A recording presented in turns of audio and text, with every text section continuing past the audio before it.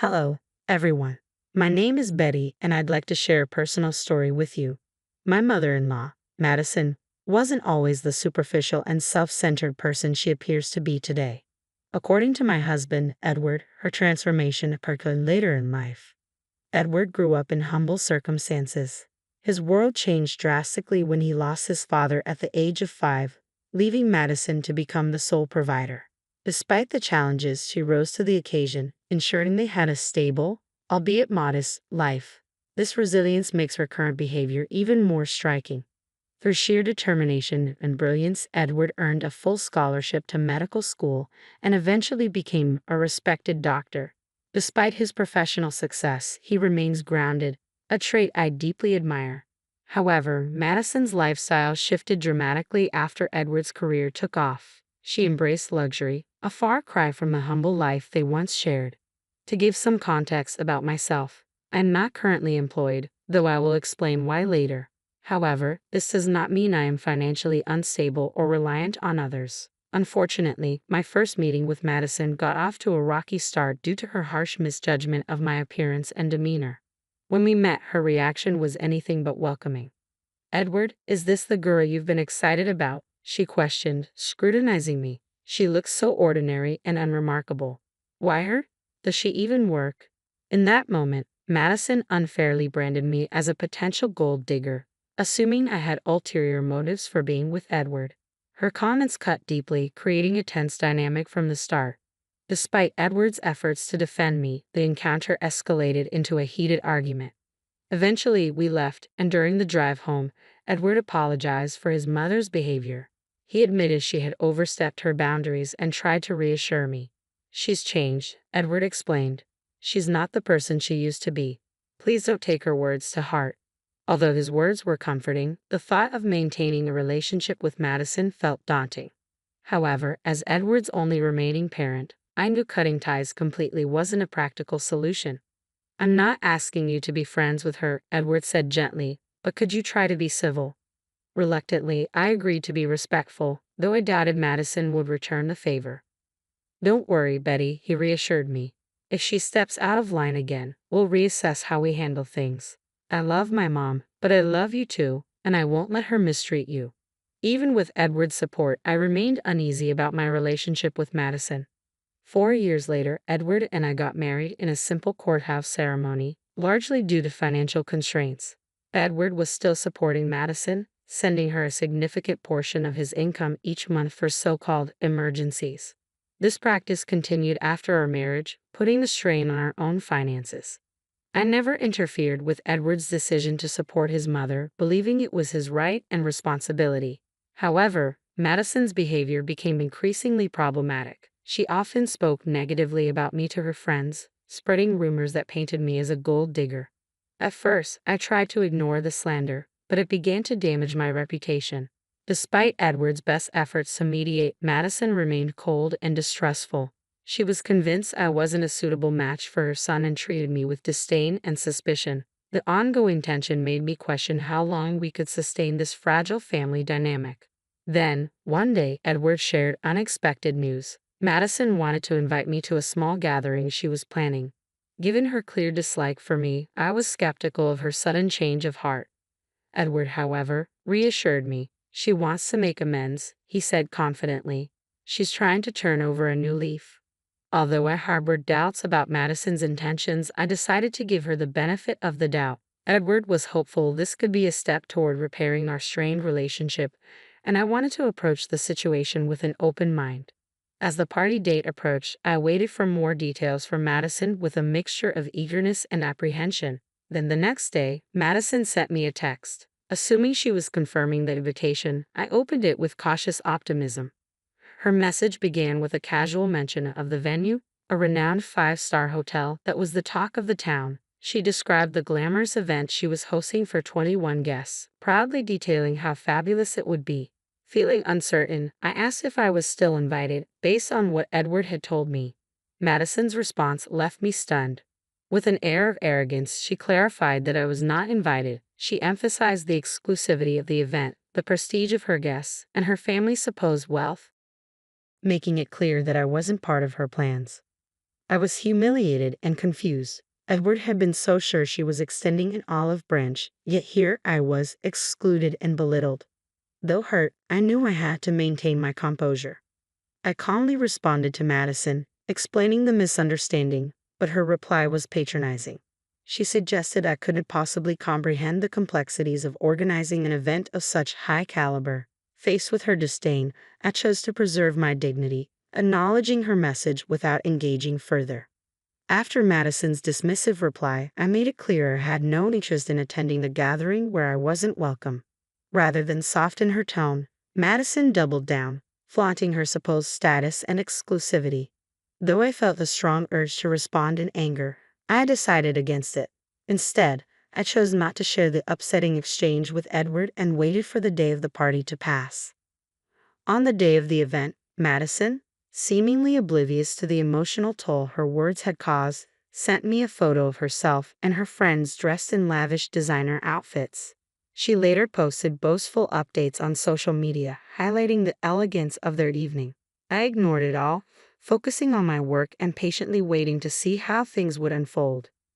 About 2 hours later, I received an unexpected call from my father, which brought a surprising twist to the story. Here's something I hadn't shared widely. My father owns the very hotel where Madison was hosting her party, a fact she was unaware of. 4 years ago, I inherited a substantial sum from my grandfather, which I invested in my father's business. As a result, I now receive a share of the profits from the hotel and other family-owned enterprises. Despite my comfortable financial situation, I've always preferred to maintain a low profile, which is why Madison had no idea about my connection to the venue. My father's call revealed another layer of irony. Madison and her friends, oblivious to the high costs associated with such a luxurious venue, had racked up a bill of $4,000. After enjoying their extravagant evening, they requested a 60% discount, claiming they were short on cash. My father, aware of the situation and having heard complaints from staff about Madison's group being rude and entitled, sought my advice on how to handle it. As he described the scenario, I couldn't help but reflect on the irony.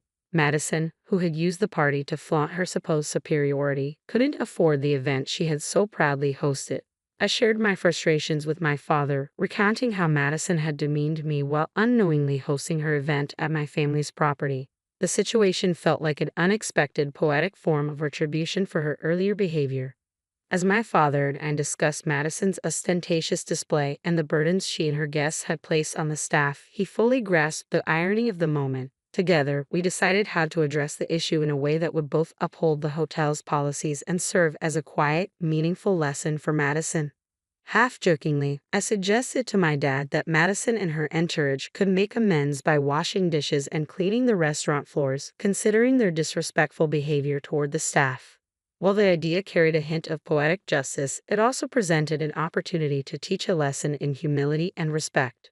My dad, amused by the suggestion, playfully added that if Madison escalated the matter, involving the authorities was always an option, though we hoped it wouldn't come to that. He chuckled at my suggestion, giving it an enthusiastic endorsement, and even joked about documenting the moment with photos. What started as a fan comment soon turned into reality. About an hour later, my dad sent me pictures of Madison and her friends, visibly humbled, washing dishes and mopping the restaurant floors. When Madison realized my dad was the owner of the hotel, her attitude initially shifted to one of relief, assuming her connection to him would get her out of the predicament.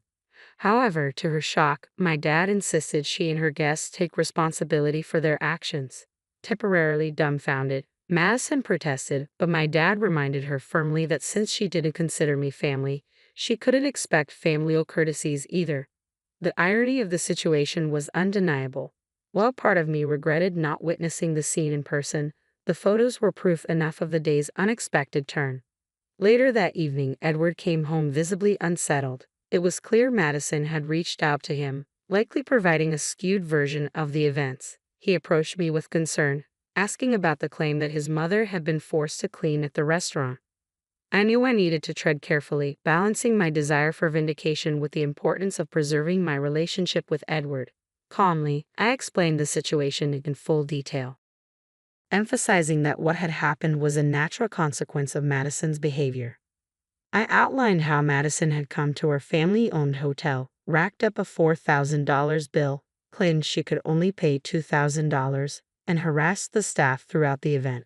Her ostentatious party had turned into an absolute nightmare for everyone involved, and my dad's actions were entirely justified. Edward, clearly stunned, asked about the details of the gathering, including the guests and what they had ordered. I explained that, contrary to what Madison had told him, she hadn't brought just 5 people, she had brought 21 guests who had indulged in the most expensive items on the menu. Edward was speechless. Madison had not only misled him about the guest list, but she had also lied about inviting me, claiming I had declined. The truth left him grappling with a mix of frustration and disbelief as the dynamics of the situation became clearer to him. I corrected Edward by showing him the text messages from Madison, which clearly demonstrated I was never genuinely invited to her event. At his request, I also provided the restaurant bills and shared the full text exchanges. To substantiate the costs further, my father sent him receipts, and I showed Edward photos of Madison's lavish party. As Edward reviewed the evidence, his initial disbelief turned to anger. Without hesitation, he called Madison to confront her about the glaring discrepancies in her story. Madison attempted to downplay the situation, claiming she had only mentioned being short on cash and accusing me of twisting the story to sabotage her. Edward wasn't buying it. He pointed out the inconsistencies between her words and the evidence and reminded her of the insult she had thrown my way, saying I wasn't classy enough to attend her event. Madison tried to dismiss her remark as a harmless joke, but Edward remained unconvinced. He pressed her on her irresponsible spending, especially since it was coming out of his pocket, and criticized her for insulting his wife while wasting money on her friends. Madison scrambled to justify her actions, but Edward's profound disappointment was unmistakable. "Mom," he said firmly, "I made a mistake by always giving you money whenever you needed it. But guess what? That ends now." Desperate, Madison protested. "Edward, you've been so supportive all this time. You can't just stop now. It was just a one-time mistake.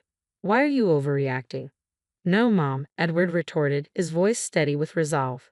"This isn't just a one-time mistake. If you can't even consider my wife as family, then I don't want anything to do with you. I always hoped you'd change your attitude, but you haven't. I'm not going to keep funding your lifestyle while you insult my wife and call her classless. This ends now." Edward didn't wait for a response. He hung up, blocked her number, and turned to me, his demeanor softening. He apologized profusely for ducking me initially and for not understanding the full extent of the situation sooner. I forgave him, appreciating that he had stood up for me when it mattered most. We had a serious discussion about Madison and decided that, for now, it was best to distance ourselves from her. Edward, though wealthy, remained humble and found his mother's behavior unacceptable. I agreed wholeheartedly, feeling both validated and relieved by his unwavering support. Together, we resolved to remove the negativity she brought into our lives. A few days later, the gravity of her actions began to dawn on Madison. Realizing she might have irreparably harmed her relationship with Edward, she panicked. However, the decision had been made. For us, it marked a new beginning, free from the strain and tension her presence had caused. With Edward ceasing financial support, Madison's lifestyle changed drastically. Accustomed to a high-end existence funded largely by Edward's generosity, she suddenly struggled to maintain her standard of living. Despite having a job, her earnings were insufficient to cover the opulent expenses she was used to. She eventually had to terminate her lease on her condo and move into a modest one-bedroom apartment, where budgeting for basic necessities became her new reality. Madison frequently emailed us about her financial difficulties, downplaying her past behavior and accusing us of overreacting. It was clear she wasn't ready to fully acknowledge her role in the estrangement. Meanwhile, Edward redirected his financial support toward my father's business, investing in the expansion of his hotel and restaurant ventures. We had aspirations to grow the business into larger cities, though those plans are still in the early stages. Amid these changes, life brought us unexpected joy. I discovered I was pregnant. Edward and I are thrilled and have been busy preparing for our new arrival. With a baby on the way, I'm relieved that our child will be shielded from the negativity Madison once brought into our lives. Should Madison ever wish to be part of our child's life, I am determined to ensure she does not impart any harmful influences. For now, we are focused on welcoming our child into a loving and stable environment, free from shallow or disruptive behavior. We appreciate any well wishes as we embark on this exciting journey of parenthood, determined to provide the best for our child.